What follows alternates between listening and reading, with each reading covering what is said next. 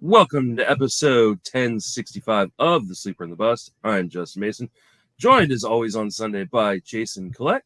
Jason, how you doing?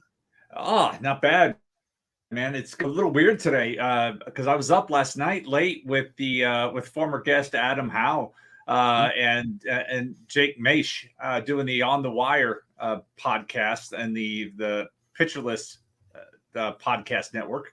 And as I even said it last night, it's good. Like it was good prep for talking about today because it's good to be talking about some of the same things with that. But it was we were doing a Saturday night podcast, but I was so tired, dude, because I did a pretty long hike yesterday. You and I were talking before we got on air. The weather's about to get gross here, like triple digits gross. So I was like, I'm going out tomorrow, and so I did. And by the end of the day, I was like, oh my god, I'm feeling so old. Not to mention, then I saw a news clip about Carl Crawford's son as a top prospect draft pick. I'm like, I'm not ready for that. Carl Crawford's son. It doesn't seem like that long ago where I was like admiring his father on the field, and now I'm like, his son's going to be a top.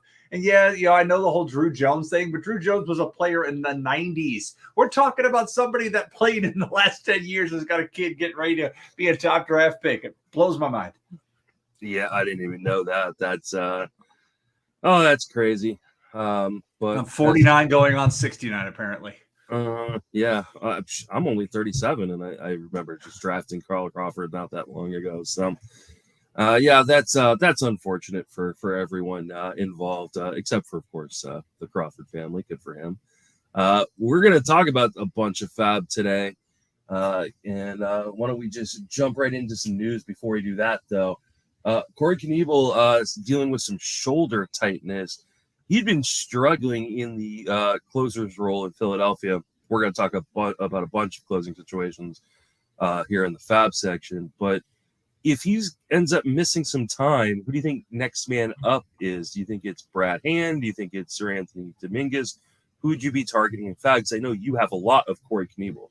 Yeah, I do. And so, that's one of the things I wanted to bring up is I did spend quite a bit of the offseason talking about him, how much I liked him. That hasn't exactly worked out as hoped.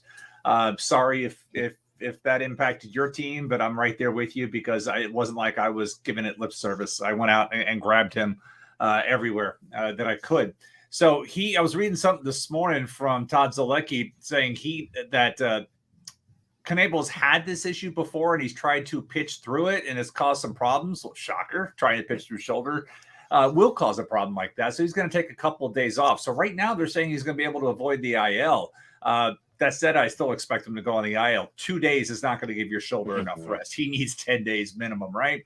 So in that case, if you go that direction, I would say matchup situation because you got two guys with experience that have done it. Brad Hand and Sir Anthony Dominguez. Brad Hand obviously has had a higher volume of saves in recent memory. Sir Anthony Dominguez was he had 16 saves in 2019 or 2018. I forget which year it was. So I mean, he's had them as well. So I could see it being a matchup situation depending on who the club is facing. In that particular inning, I mean, obviously they're on a massive heater right now, but so is Atlanta. And so those two teams have to collide here eventually this month, I believe, on the schedule. So let's say Matt Olson's up in the ninth inning. You could see Brad Hand coming on. But if it's the righty part of the lineup, maybe perhaps it's Sir Anthony Dominguez. 60-40 split, assuming Knebel is going to the IL, which he should. Yeah, I completely agree. I think it'll likely be a timeshare of sorts, so a few extra saves going Dominguez's way as being the right-hander.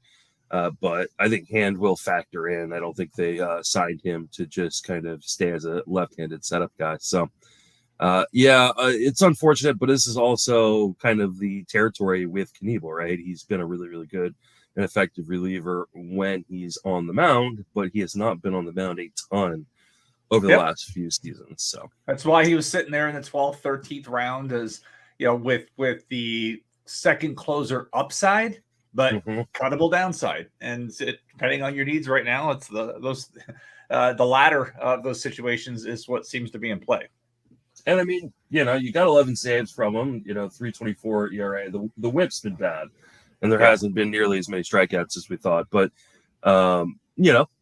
got 11 saves from him. Hopefully, he won't be out for a super long time. But the strikeout thing, though, that's the trend across the league. The league's making more contact this year than last year, so you have to you adjust down like 5%. I would say this time last year the league strikeout rate was like 22.5. Right now it's like 21.5. So it's been down a bit. So if you have a pitcher who's not striking out as many guys as you expected, that's happening across the league. Maybe it's an approach to things with the mush ball. Eno's written about the lack of the opposite field home run, and if pitchers have the command, it can sit there and just hit the outside corner instead of going for strikeouts. Fine, go ahead, try to do something with that. And if you try to get aggressive, going opposite field and on change of speed, you can roll over on a pitch. And so it's been fascinating to watch some of these pitchers. Like, my boy Jordan Montgomery finally got win number 2 yesterday because the Yankees gave him a ton of run support, and he only had 3 strikeouts. But if you watch the way he pitches, he's basically out there just attacking the zone. He's not trying to punch guys out anymore. He's just basically saying, here, do something with this.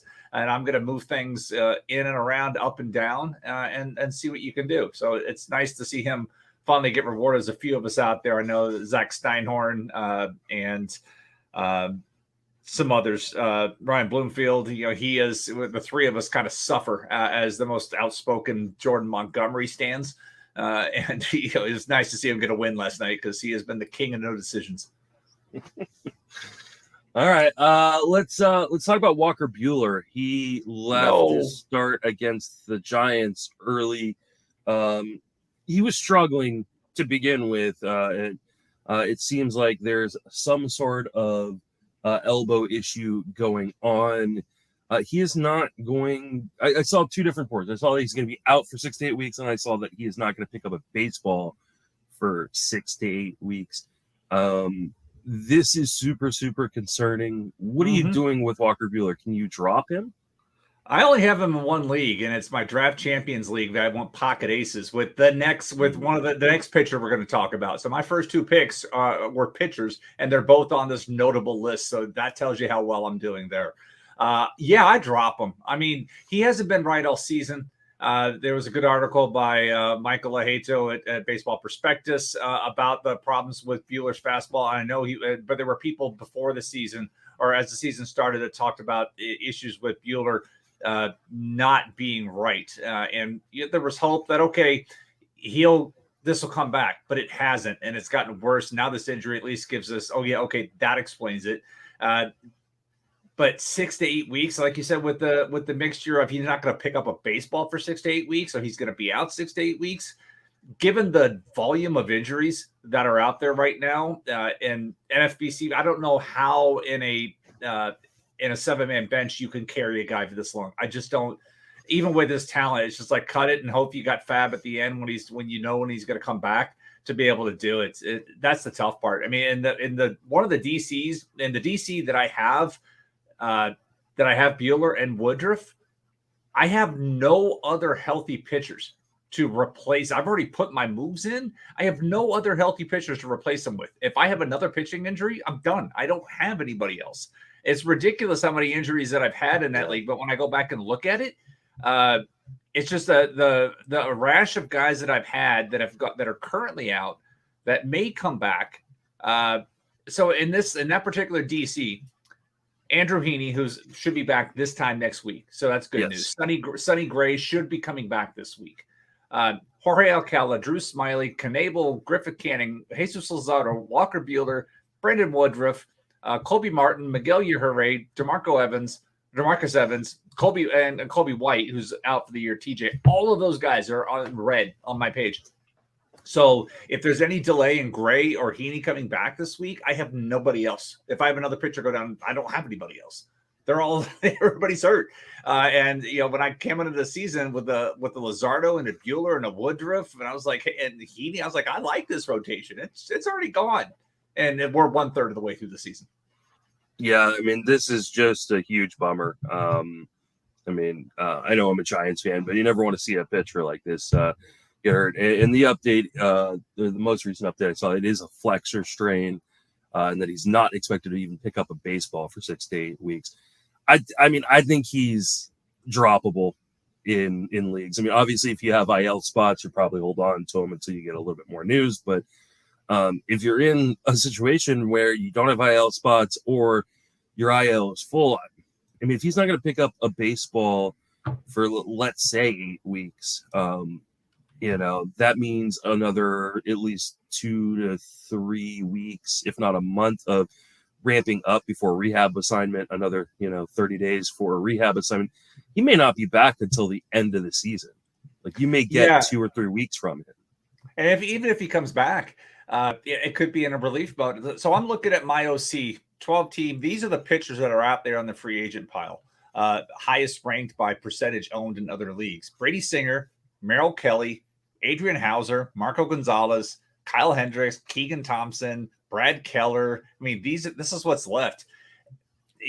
There's no way you can replace when you took Buehler. He was he was likely your top pitcher, maybe your second if you doubled up, possibly, but you can't replace it.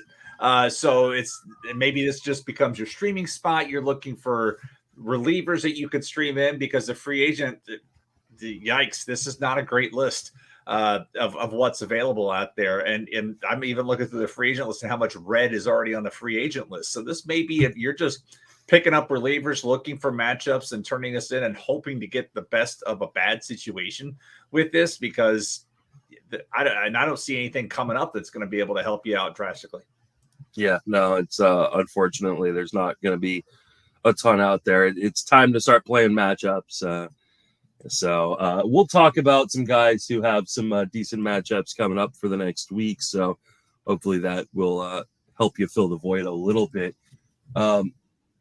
You just kind of mentioned Brandon Woodruff was your other pitcher in that DC where you went pocket aces.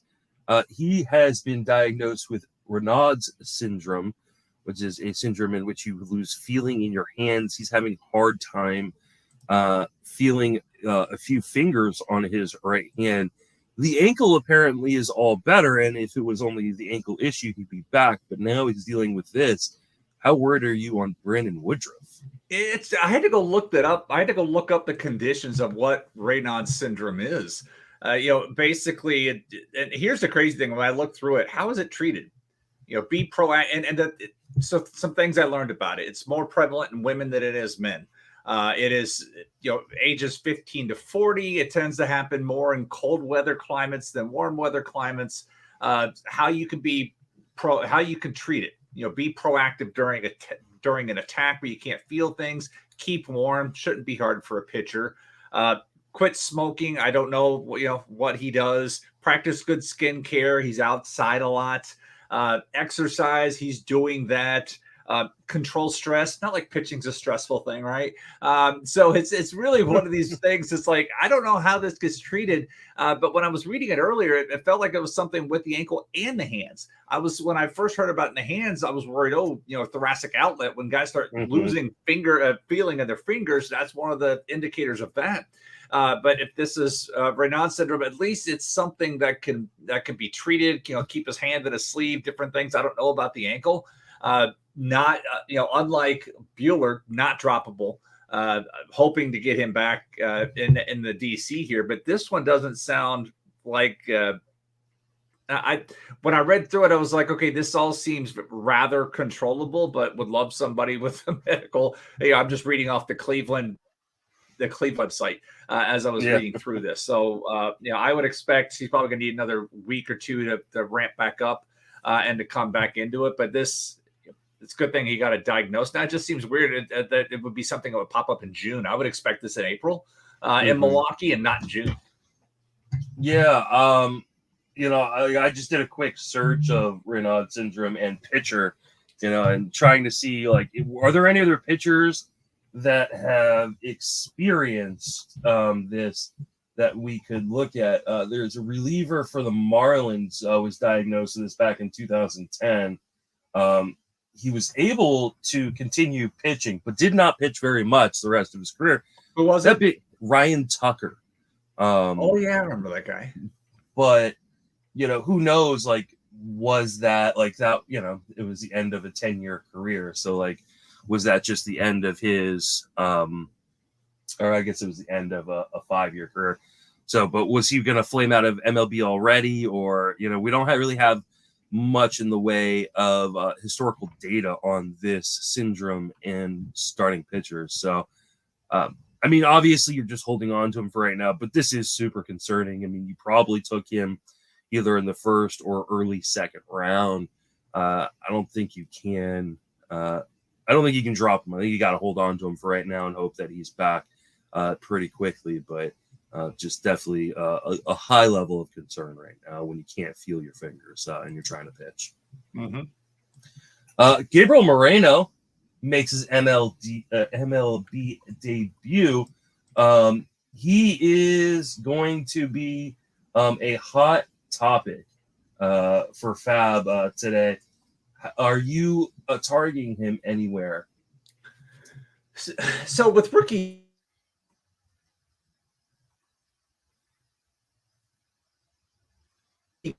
catch, MJ Melendez and Adley Rutschman come up. Rutschman's still not hitting. The numbers have been rather disappointing for what everybody was hoping for. And Melendez has recently started him. Struggled when he first came up, but his numbers look good now. And so the catching position is such a stress for anything. But for a rookie catcher coming up for a team that's contending for a postseason spot, I would expect the offense to suffer as well as Moreno can hit. I would expect the offense to initially suffer, much like it did with Melendez. Now Melendez got thrown into extra playing time right out of the gate because of Sal Perez's injury. At least Alejandro Kirk's there to offset some of that in Toronto. But I would see Moreno getting a lot of playing time because of his throwing skills. And that's the one thing. His pop time, as somebody tweeted out yesterday, his best pop time this year in the minors exceeded the best one, the pop time average that JT Realmuto had in 2019, because StatCast doesn't put those numbers up anymore. But in 2019, Realmuto was 188, and somebody had Moreno at 1.7 this year, which is absurd. So I would expect him to get that, but I don't have much expectations for his offense. Only because it's such a high bar. And if somebody like Rutschman's going to hit like he's hitting right now, then how can we expect Moreno to come out of the gate rolling and hitting well? So, yeah, I could see people being aggressive on him, but you're going to have to wait a little bit on those returns. Yeah. He supposedly is a pretty high contact hitter, especially for a catcher. He's considered one of the most athletic catchers to come out of the high minor leagues in a long time, kind of being compared to JT Realmuto. I think if you're playing in 2 catcher leagues, he's a must target, right? Obviously, considering what's available out there on the wire, you're just not going to find someone who could potentially be a difference maker. But I think your example of Rutschman struggling in his first go around at the majors is a really good example. Rutschman was widely considered one of the best fantasy prospects, especially at the catcher position that was going to be coming up this year. And he has not performed extremely well in the early going. I'm targeting him in leagues where I have either a really bad second catcher or maybe I'm dealing with a lot of Yasmani Grandal left the game early yesterday with a back issue or hamstring issue. And so we don't know whether he's going to go on the IL. It looks like he likely will. So Moreno is going to be my number one target. And then Jose Trevino today was scratched with a back issue. So they may. I saw the White Sox called up Sevi Savala, but they did not put Grandal on the IL. Mm-hmm. So it seems like they only had 3 hitters on the bench to begin with. They had Adam Engel, Larry Garcia, and Reese. Yeah, they only had 3 hitters to begin with, and so they called up Savala, who could catch and play corner, and so they have him up. So I think they're hoping they can keep him off the IL, but so far nothing yet. Yeah. Go ahead. I was just gonna say, I don't know how long Danny Jansen's supposed to be out, but at some point he's gonna be out for a few weeks. Yeah, minimum. But at some point they're gonna have to trade a catcher, right? When Jansen comes back. I would assume. You would think they're going to have to do that. Yeah. I mean, let's not let folks forget the league wide triple slash for catchers is 220, 291, 352. I mean, that's the bar. Yeah. So that's where things are. It's just not been, they're striking out 24% of the time. So that's what he's got to get to with that. And that's why I have a good catcher. It's like, man, this is fun. And that's why it stinks for Danny Jansen to be on the IL for a second time. Because it's like, come on, man. Every time you get him back, I have him in 3 leagues because I was, again, one of the targets I had this offseason. It's just been disappointing for him to hit the IL twice now. Because I think, I don't see him being in Toronto next year, but you can't trade him while he's hurt. So, yeah. I was on the Catcher's Corner podcast with Sammy and Eric, and we were talking about, I can't remember which catcher, but I made the we were talking about someone. They're like, well, he's got like a 200 batting average. Like a 200 batting average when the league batting average for catchers is 220 is not as devastating, especially considering they don't tend to get as many plate appearances as a regular hitter anyway. So, but when you can then get, we were talking about Jose Trevino because he was hitting 280. I was like, but then when you do get a guy who's hitting 280 from the catcher position, that's huge because of league average. So. Trevino dealing with a back issue, Grandal dealing with a hamstring issue, Gabriel Moreno up. Expect how much would you spend if you need a second catcher? Do you think you would go 10% of your remaining FAAB, 20%? Less? 8 to 10%. Okay. Yeah, that sounds better. I'd probably lose. Mm-hmm. Yeah, I think I'd go 10 to 15% depending on how big of a need it was for me. All right, let's talk about some bullpen issues that are going to be addressed. Tanner Scott has gotten a bunch of saves recently in Miami. Is he now the closer, and how aggressive would you be on Tanner Scott? This guy always haunts me because I've had him in other leagues. I want him to be a closer. You watch him pitch sometimes. It's like, man, this could work. But even this year, it's like the walks is something that's always holding him back. He's got a 4.6 walks per 9. Now, he's also striking out almost 14 batters per 9. But so that's always been the case. He's always been able to get the strikeouts, but the walks have eventually come back to bite him in the ass. And Cole Sulser was somebody that I liked before the season, but he was in Baltimore. This was before the trade. And Sulser gets the strikeouts. He doesn't have as many problems with the walks, but even those haven't been great this year. And they're kind of the same guy. I would say, knowing Mattingly, they're going to ride the hot hand and just go with Scott for now. And we'll see how that all plays out. But I don't know. I don't have any faith. I just kind of use it the way it is right now and see what happens. But I've been down this road before with Tanner Scott, and every time you're like, oh, this is it, then he has a couple of bad outings and he's right back he's right back down the depth chart, and somebody else has got the opportunity. So if you have him, great. If you don't, I wouldn't pursue him. Yeah, I mean, I think he's probably the number one option for the moment. But like I said, I think it's for the moment. And so if you're streaming relief pitchers to try to find a closer, he's probably the top option this week.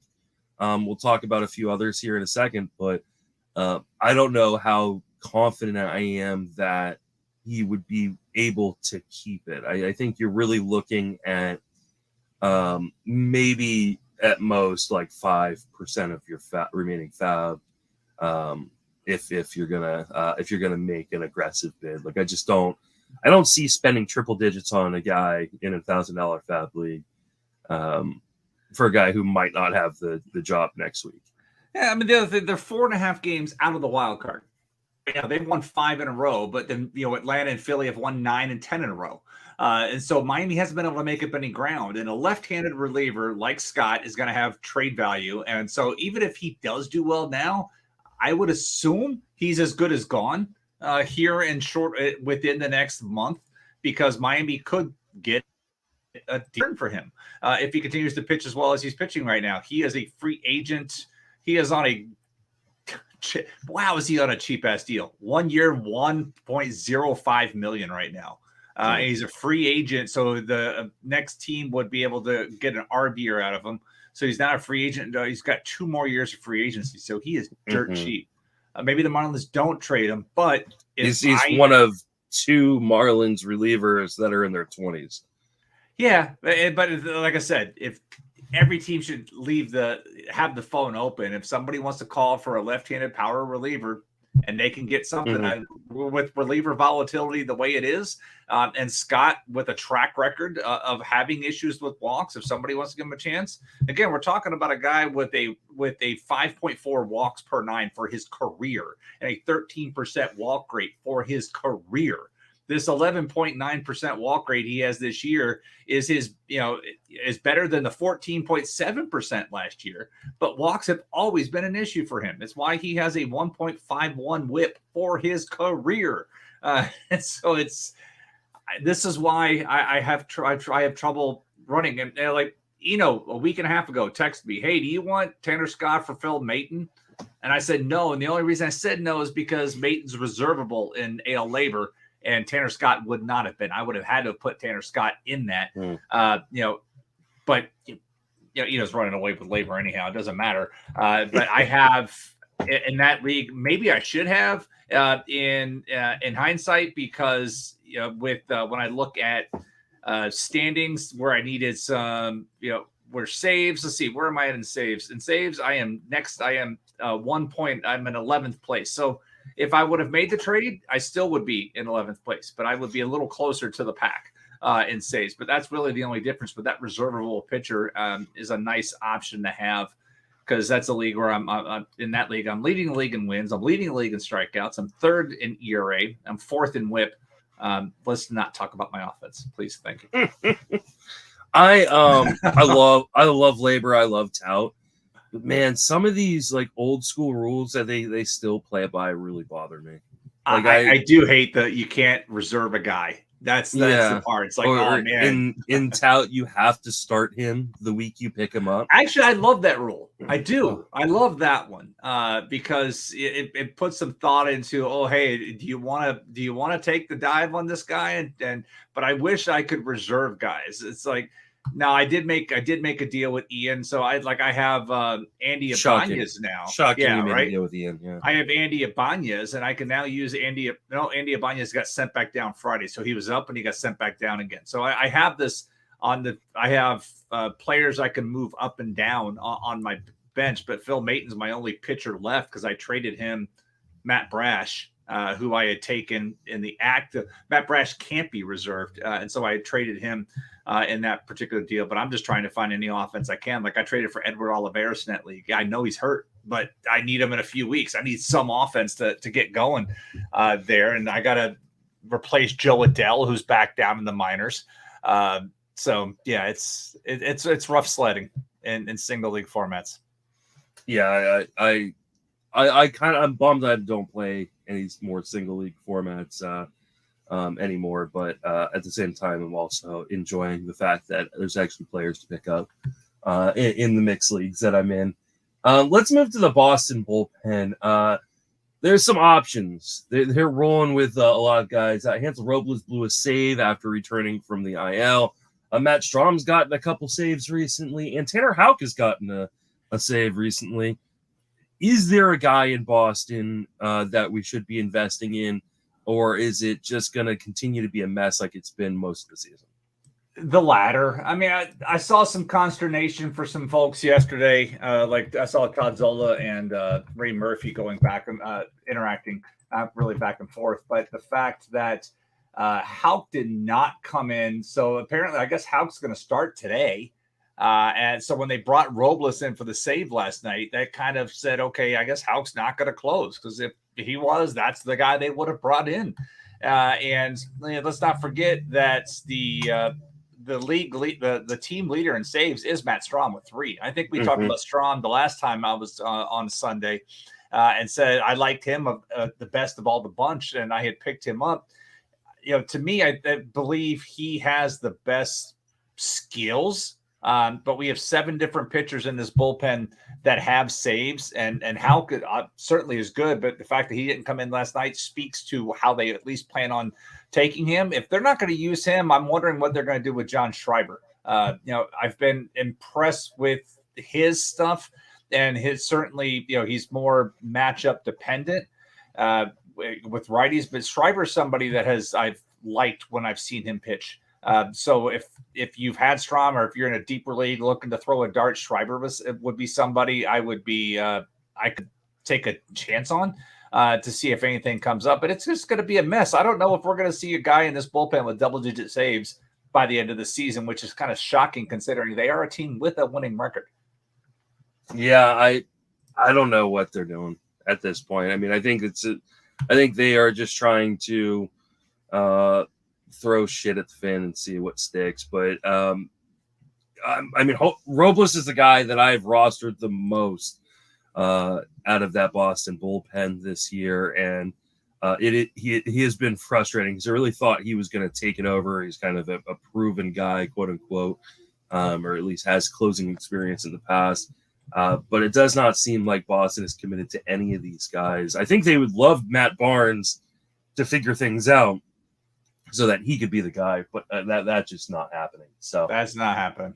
And now he's on the IL. So I'm not, Strom, I think, is the guy that I'm targeting in FAAB this week if I am desperate for saves. But I don't know that I think he's going to get, like, what's the chance any of these guys get to 15 saves this year? 0. Okay. There you go. 0. So, speaking about a situation where it is a bunch of guys, Kittredge goes back on the IL for your Rays, meaning it's back open. Is it Jason Adam? Is it Colin Poche? Is it Ryan Thompson? Who is the closer in Tampa Bay, Jason? Yeah, another situation where you got 7 different pitchers with saves.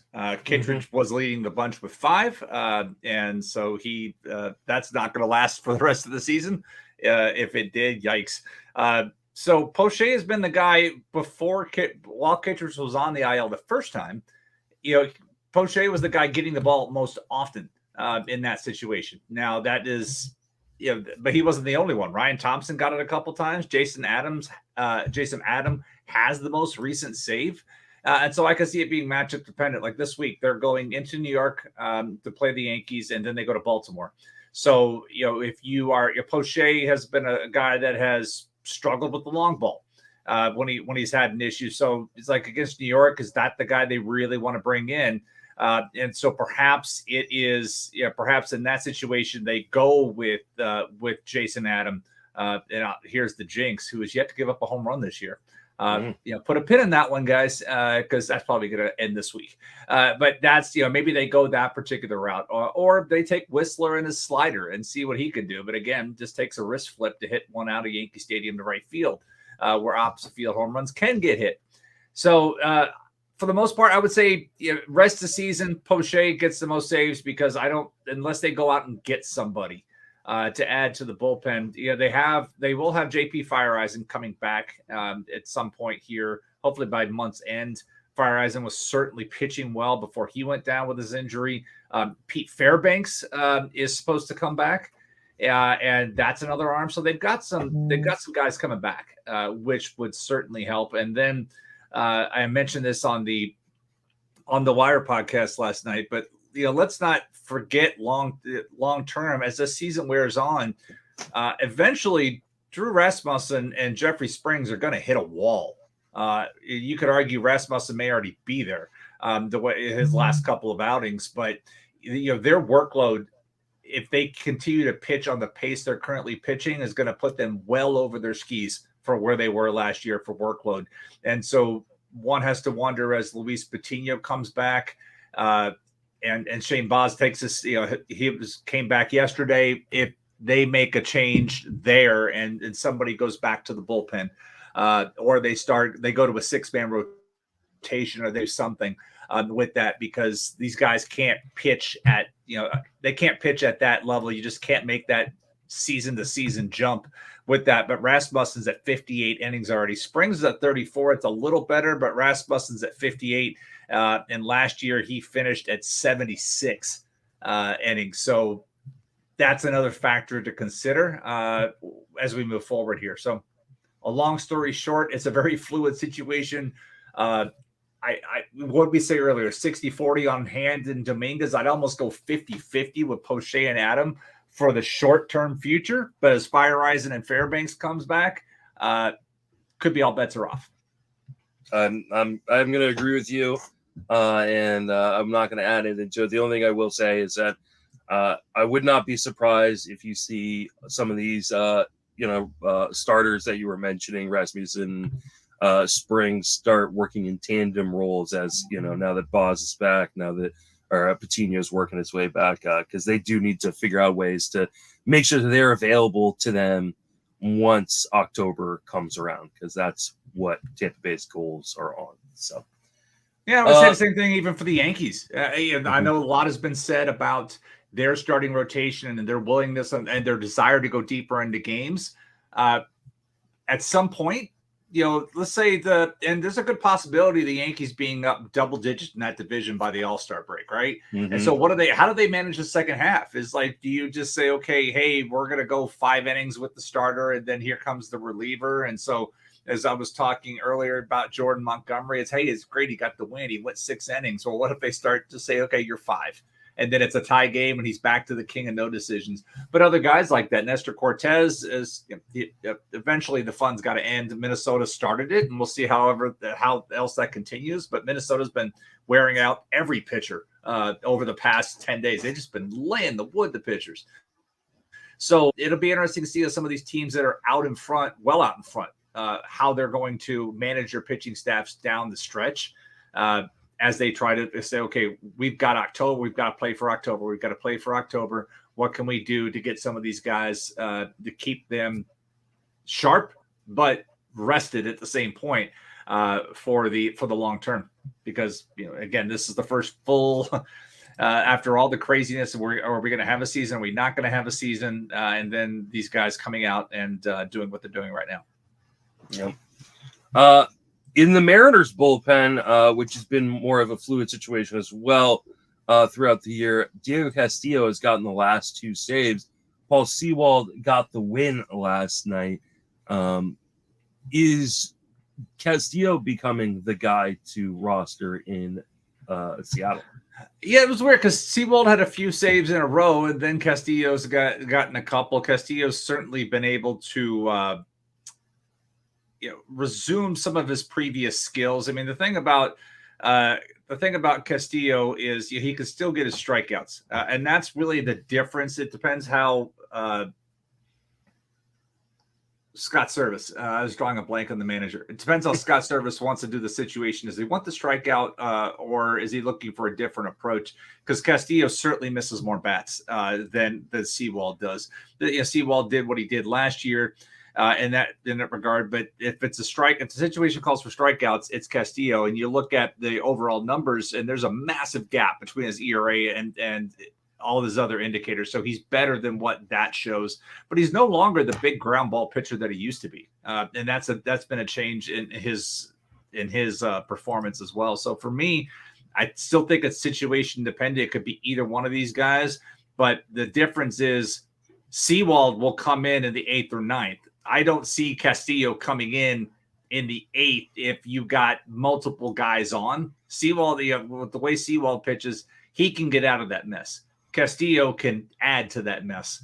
And so that's where it's been tough for that. But again, with Castillo's track record and where Seattle is this year, Castillo could be auditioning for a new job and a new team on the trade market, because he's got one more year until free agency. This would be the time to trade him. You don't want to sit on him. He's making $2.15 million this year when I'm looking at his contract. And he's ARB eligible next year, and then he goes into free agency. So he could be auditioning for a new job himself. See where it goes. Another piece that might be coming back soon is Ken Giles. He could be activated any day at this point. He's another guy. He signed a 2-year deal coming off of Tommy John, knowing that he was not going to pitch that first year. This is the second year of that deal, so he will likely be on the trade block. They might want to try and prop him up into the closer's role for a little bit, so that way they can boost up his trade value at the deadline. this, I think, is another one of these just frustrating fluid situations because, like you mentioned, Seawald is definitely like the higher leverage guy, right? If it's a high leverage situation, he's coming in. Sometimes it's going to be in the ninth, sometimes it's going to be in the seventh. It's going to be hard to know. Castillo's going to get saves, but I don't think he's necessarily the set guy. Definitely a guy that you can throw some bucks at this week at FAAB if you're desperate in saves. But none of these guys we've talked about today so far are like a closer with a capital C. All of them are kind of stuck in these messy situations, and hence why I tend to pay for saves at the draft table. Let's talk about the A's bullpen. Danny Jansen has been struggling. There's been a lot of talk in the industry over the last few weeks that maybe it's time. Oh, sorry. What did I say?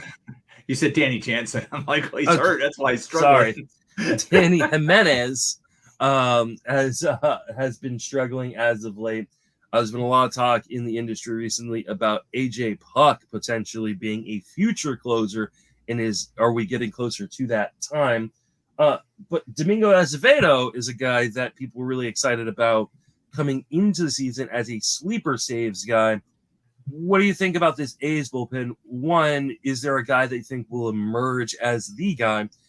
And two, do we care? Because Oakland is terrible. That's the kind of what I wanted to get at. You know how many saves this bullpen has had over the past month? 3. 4. They were close. They were close. They've had 4. And Danny Jimenez has had all 4 of them with a 1080 ERA. That's the amazing part. So he has had all of the saves. And this team is bad. It will get worse if they try to sell off parts. I've mentioned dealing with teams wanting to deal with a lefty. It's like, can we imagine Billy Beane wanting to trade AJ Puck? He's got plenty of service time left. So he's very controllable, even though he's already 27 years old, right? So he's got all of that. But it's just a bad situation. So we're talking about 12, 15 saves over the course of the rest of the season for this bullpen. I don't know if I care. Honestly, I don't know. And if you're in a mixed league, who cares? If you're an AL only, sure, take a shot at Puck to see what's there, to see if he's got that. But that's it. I mean, there's not going to be that many opportunities down the stretch for somebody to do something out of this bullpen. And it's the team's as bad as we thought it would be, even after that decent start to the season. It's as bad as they would be because it's falling apart right around them. I mean, Lou Trevino has been terrible. He's still striking out people, but if he's not striking it out, he's giving up too many base runners. And that's been a massive problem for this bullpen. Yeah. I mean, Puck, I think, is the guy that I'm throwing a few bucks at this week, but they're 21-40, I think, right now. They're just not a good team at all. And I remember when Paul argued with me that I said that they could easily lose 100 games this season, and Paul was very adamant that they would find a way, the A's way of hanging around and being not being truly atrocious. Yeah, 63-99. Yeah, of doing that and be like, hey, didn't lose 100. No, this is going to be bad. Yeah, this is a really bad team, and I'm glad I bet the under while I was in Vegas. All right, that is the bullpen situations. Let's talk some other FAAB. O'Neal Cruz there's been a lot of rumors that he is coming up any day now. If you are in a league where he is available, how aggressive would you be on O'Neal Cruz? It's got to be. It truly has to be any day now. I know there was a minor ankle tweak earlier this week, which likely delayed something. So if he were to come, let's say you're an NFBC and he is available, like he was. I grabbed him 2 or 3 weeks ago in my league because somebody drafted him, then dropped him. I picked him up for like $2.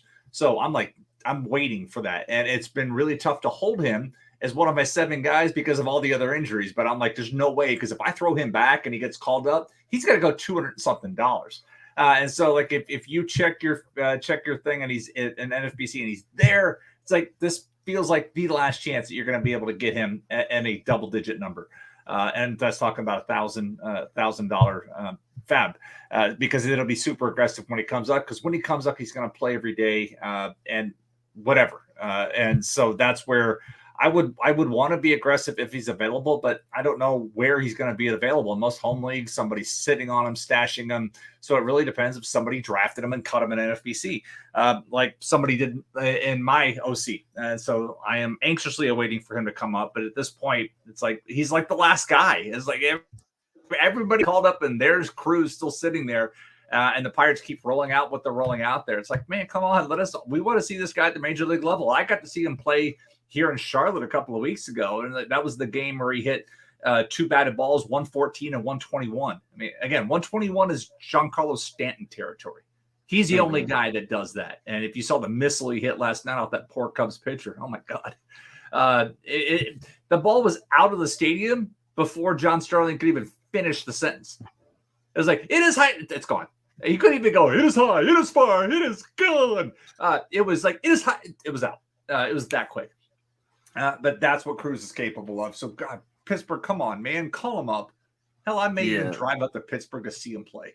It's only 7 hours from here.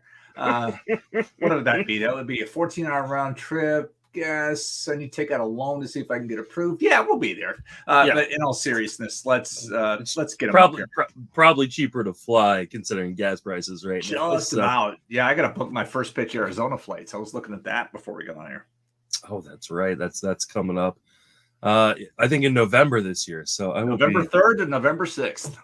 I will be there. I cannot wait. So I'll definitely gonna look at flights as well. He's only 5% rostered in ESPN leagues. So for those of you who played 10s and 12s, go check your leagues. There are plenty of I think leagues where he was dropped.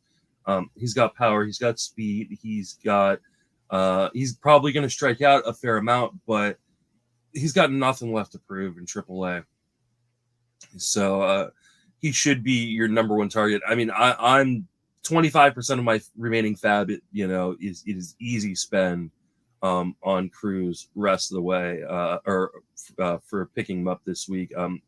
He will in leagues where he is available, and if he is not available in any of mine, I thoroughly expect him to go for $100-$200 this weekend. So definitely go and snag him in your leagues if he's available. So I want to see something. I want to check something here real quick. Okay, so the Pirates they're in the middle of a road trip. They go to St. Louis after they leave Atlanta to face your Giants and the Cubs. I'm going to say he gets called up Friday. Okay. So he can get called up at home in front of the home crowd to give them something to push those ticket sales. It's Free Shirt Friday. It is Brian Reynolds bobblehead on Saturday, and kids and dads run the bases for Father's Day. Pittsburgh, treat us dads well. These Pittsburgh area dads want to see O'Neill Cruz. That's my theory. I'm sticking to it. All right.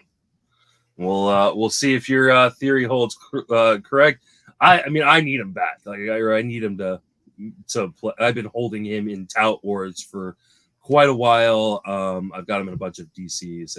I need him to come up and make his 2022 debut. Riley Green was expected to make the opening day roster, got hurt, he's missed a lot of time. He's going to be back soon. He has been dropped in some leagues as well. How aggressive would you be on Riley Green? Somewhat. Yeah, the only thing is with guys coming off of injuries and then coming into starting the season, like we've seen a couple of guys, I think most notably like Teoscar Hernandez. Hernandez was doing well, got injured, was out a while, came back and struggled to get back into it. And so that's my concern. Not to mention we're talking about Green, who's playing on a terrible team, Paul. When you look at this offense and how much it has struggled this year, with everything else. Austin Meadows is just now getting back. We're still waiting for Austin Meadows to hit his first home run. And Scope leads this team with 5 homers. He also leads his team. This was over the past 30. Sorry. No, that is, oh God, that is full season. Is that right? Holy cow. No, Miguel Cabrera's got 20 RBIs. He leads the team in RBIs. Wow, that's awful. So what are you going to do with Riley Green? It's like, okay, he's going to be out there. If he drives himself in, awesome. But the fact that, the league leader, the team leader in RBIs has about as many RBIs as Jose Ramirez has had in the past 2 weeks. This is problematic. So when he goes out, I'm trying to think, like, when he goes in, who's taking the back seat in the lineup? I guess it would be Das Cameron's going to take a seat. So Riley Green should come up and play every day. But again, the surrounding cast is going to limit his ceiling on how much he's able to accomplish because his ability to score runs or drive runs in is going to be held down by the lack of productive talent around him right now. Yeah, I mean, I assume that like Grossman and Victor Reyes will become platoon partners once Green is. Man, that Grossman is such a disappointment after a 2020 year to be as bad as he's been this year. Wow. I mean, I dropped him in my main event league. I wasn't going to hold on to him, and he came back and then got injured. Though he is, I believe, in the lineup today. So it sounds like whatever injury he suffered on Saturday or on Friday that led to him sitting on Saturday isn't a big issue. But yeah, I mean, the Tigers can use any offense and he's going to be up and he's going to play. I don't know how impactful he's going to be in early part of his career, but I mean, I think if he's available, you go out and try to get him just on upside alone. And I mean, I assume he's going to hit pretty high up in that lineup. He's going to get a chance to just play consistently. So, 10s and 12s, I wouldn't be extremely aggressive, but in 15s, any guy who's going to be playing every day with the star potential upside, I think is worth being aggressive on. Well, it's the same with Pittsburgh. With Detroit, they've got 10 guys that have had at least 100 plate appearances this year. 5 of them are hitting 201 or lower, right? And then on the OBP side, 7 of them have OBPs below 300. And then 8 of them have slugging percentages below 350. I mean, that is quite a collection of wow. So, perhaps maybe they need to look at Baltimore and say, you know what? Hey, Baltimore, you took the wall and you moved it out. Maybe Detroit should bring the gaps in, close Triples Alley, do something, because I mean, this is awful. And you can't make those changes in season, but this is bad. For baseball history lesson, there was a time like Bill Veeck used to do that. When he was with Cleveland, they could move the walls, and that's half the rules in baseball is because Bill Veeck broke them. Did things in the league, just put some things, but they would roll things in and out. There's the old Charlie Finley story where he got mad about the Yankees short porch, so he made the pennant porch in the old KC Municipal Stadium and designed the set of portable bleachers and took a wall that was 296 feet, and the league made him blow it up. So I love guys like Charlie Finley and Bill Veeck that push the rules along those lines. But man, Detroit, it's when I look at pitching matchups every week, I'm like, who's facing Detroit? Yeah. Like a great example of that this week would be Dunning's got the Tigers and the Astros, and it's like, how much do you want to look at? How much risk are you willing to take with the Astros lineup, and that Yordan Alvarez is not going to absolutely smash them? But yeah, Dane Dunning's got the Astros and the Tigers, so it's like that Detroit start should be a sweet one. But oh my God, what could the Astros do to them? Like an AL, I feel like I've got to ride Dunning. Yeah, league. It's even worth taking the risk in a mixed league. Yeah, that's one that I'm kind of debating in a mixed league right now is, do I want to risk that Astros start for the potential upside of that Tigers start? I don't know if I'm going to do it, honestly. I think it's kind of scary considering it's not like Dunning has like tremendous upside. You don't expect him to go out there and even in a good start against Detroit, like strike out 11 or anything. I mean, not to mention he just got you this week. He had that weather interrupted game, but he did not have a good outing in that one. So he's very fresh off impacting your ratios. So it's kind of tough to say, oh, let me do this. But he's had some. The problem is he hasn't won a game since April. That's been the tough part. He's had some games where he's had some strikeouts, 8 against the Angels, 7 against Seattle. But again, his most recent start against Cleveland, 4 innings, 9 hits, 1 strikeout, 4 earned runs. It's like, ooh, that one hurt. So he's got 12 starts on the season, 1 win. What about Luis Garcia, the second baseman or shortstop from Washington? He's come up. He's already got a home run. He's hitting .359 through his first 10 games. Are you picking up Luis Garcia anywhere? Yeah, I mean, there was a lot of coming into the season. People were like, "Why did the Nationals go out and sign Cesar Hernandez? Why did they do that? They have Luis Garcia." Mm-hmm. And I get that. And this is somebody who who spent a lot of the time saying, I like Cesar Hernandez in Washington. And it's played out kind of because Cesar Hernandez is second on the team in runs. He's got 34 runs, trailing only Juan Soto, who has 35. So Cesar Hernandez in that capacity has done exactly what I would want him to do. The only problem is Cesar Hernandez has the longest active homerless streak in baseball. So he is coming off a season where he hit 21 home runs. He has yet to hit a home run, and this runs back into 2021. So he has the longest active homerless streak in baseball. So with Luis Garcia, it's like they have room in the lineup for him to do this. I mean, again, this is a team that's given 125 plate appearances to Alcides Escobar. No, that should never happen. But lately, Washington's certainly been hitting the baseball. They have really punished Milwaukee pitching this weekend. And this wasn't like the dreads of Milwaukee. I mean, they took it to Ashby on Friday and they took it to Lauer yesterday. They've hit well, and they hit well coming into the series too. So I would be aggressive with Garcia because, again, there was a reason why he was liked, but the team decided, hey, let's bring in a vet, and Hernandez on a 1-year deal. And it's like, again, Hernandez has done the job with runs. He's done the job defensively. He just hasn't shown any power. And they have other places in this lineup they can use Garcia. Maybe Hernandez is somebody they cut loose or they trade to a contending team because Hernandez is on a 1-year deal as well. And this was the same. This is how Hernandez made his move last year. He hit for Cleveland. Mm-hmm. They traded him to Chicago at the trade deadline. So that's where I would be looking for opportunity here. Yeah. I mean, there's no reason Alcides Escobar should be playing or anybody of his ilk should be playing over a guy like Luis Garcia. Garcia's a guy I've liked for a really long time. I did not understand why the industry as a whole kind of buried him.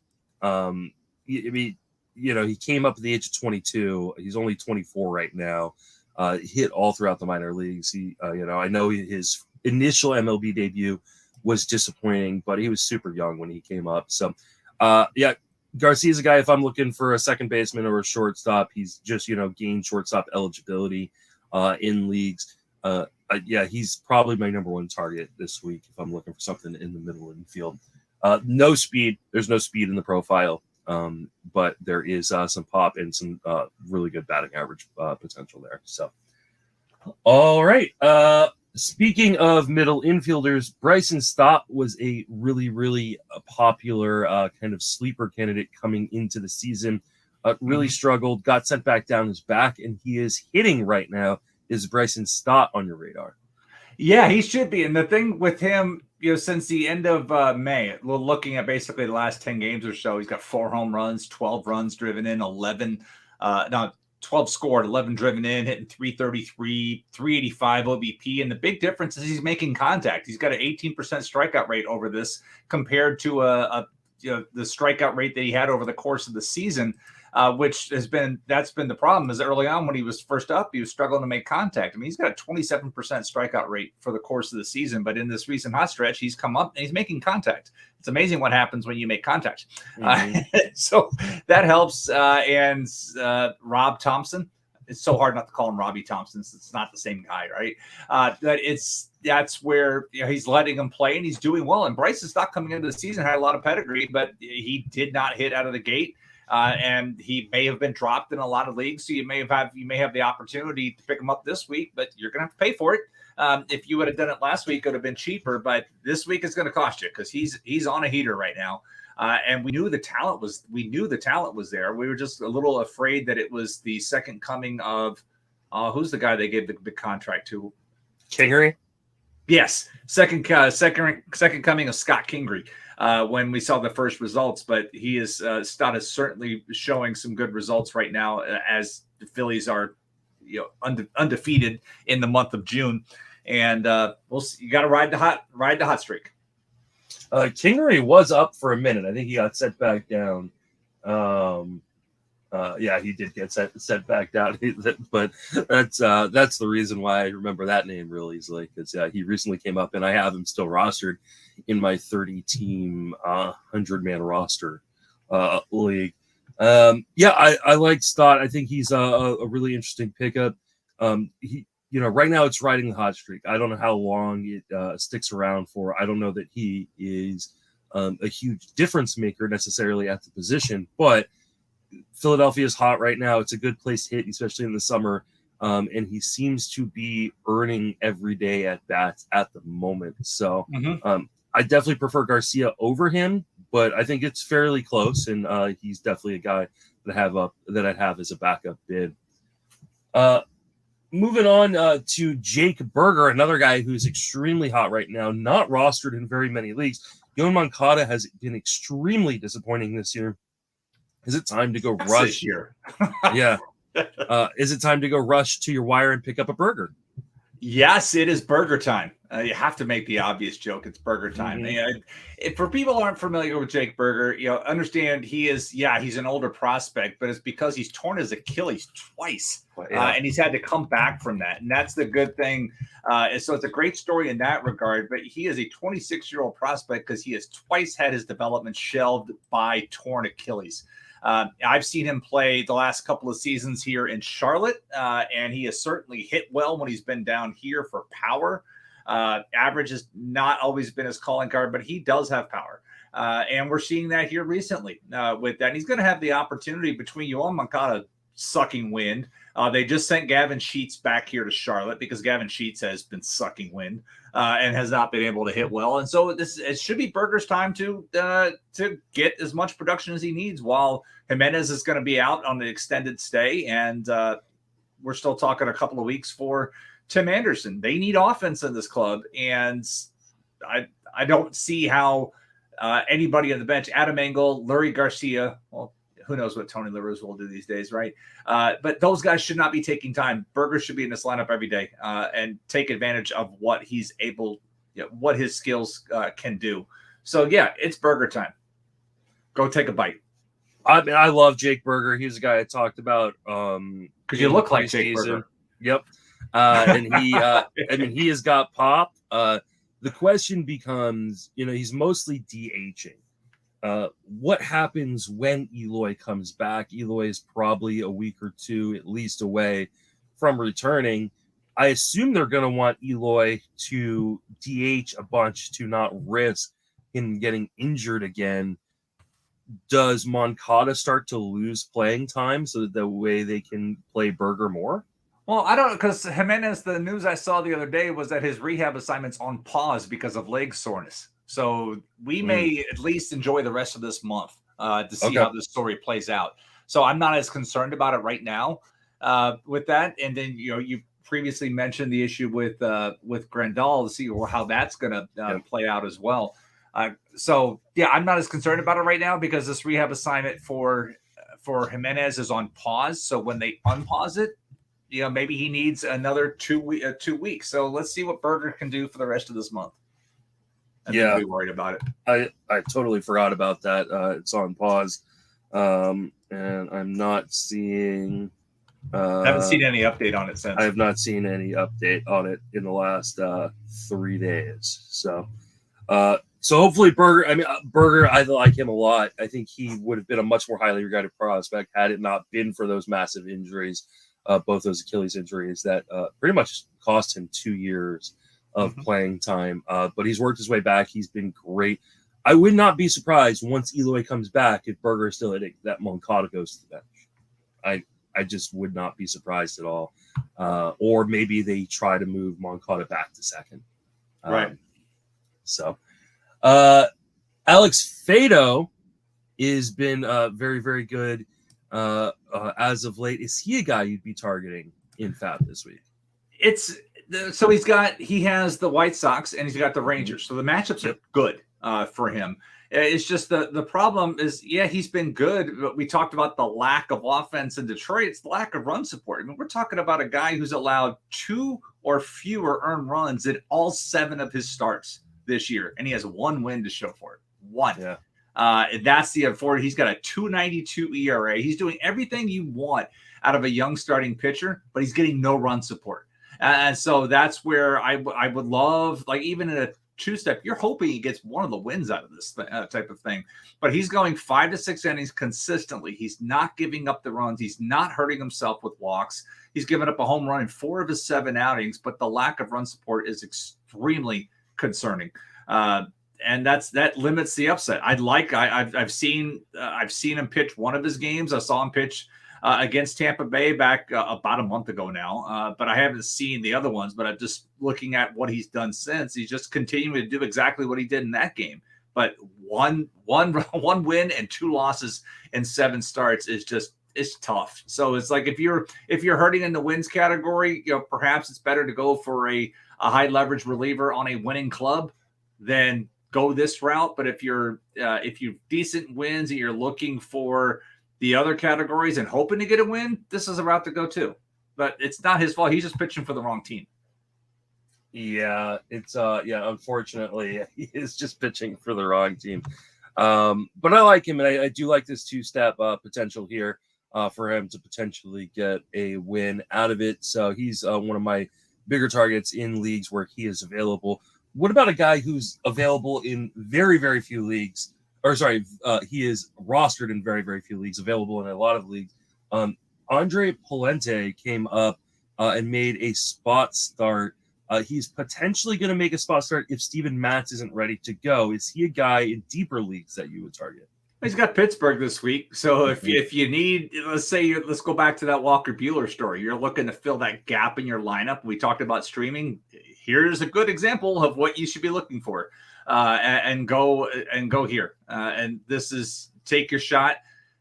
Take a shot on Palante and look at the matchup. These are the types of things you should be looking for to fill those types of holes and try to build those stats that you've lost. So yes, for now, and that's it. I'm only saying for a week at a time to see what can happen. All right. We got a question prior to recording the show from Andy Splinter on Twitter. And so I wanted to, or you wanted to discuss it real quick. This has got some interesting guys. He's considering cutting Hunter Dozier and Jonathan VR in a 15-teamer. He is looking for primarily runs, but could use a boost in RBIs and stolen bases. He's looking at Bryson Stott, Bobby Dahlbeck, Rafael Ortega, or John Birdie. What are you doing here? Yeah, so there's a lot to unpack here, honestly. So if he's looking for steals, nobody's running more than John Birdie right now. John Birdie is, if he's on base, he's running. He's 11 for 12 on stolen bases this season. He's getting on base like a 390 clip. He's running. And when I posted a leaderboard this morning. He's attempted steals in 32% of his opportunities. And remember, opportunities are the next base in front of you is unoccupied, and it's second and third. We don't count home because it's so rarely done. But he has attempted 9. He's had 28 opportunities. He's attempted 9 steals. He's been perfect in all 9 over his last 30 days. He's running. And that's what John Birdie does, is he runs. And with this kind of neon green flashing light, if you're looking for steals, it's going to be interesting to see what the prices are this week, because he's a needle mover in a category. And the league right now is running more than it was at this time last year. If you get into my Twitter feed, you can see some of the stuff I put up this morning as I'm working on a next installment of Collect Calls about this. But it's out there and he's running. But that said, the Cubs are the second most aggressive team stealing bases, and VR's got tons of speed. And so that's where it's really tough. I have no problem cutting Hunter Dozier, none at all. I've never been a big fan of his, and the production he's giving you right now is it's not that great. It's okay, but it's not great. So that's my conundrum here is I know VR's not doing anything, but he just got back off the dental surgery that he had to have. He got smacked by a exercise band. Yikes. Even I've never done that. As injury prone as I have, I've never hit myself in the face with an exercise band. Just saying.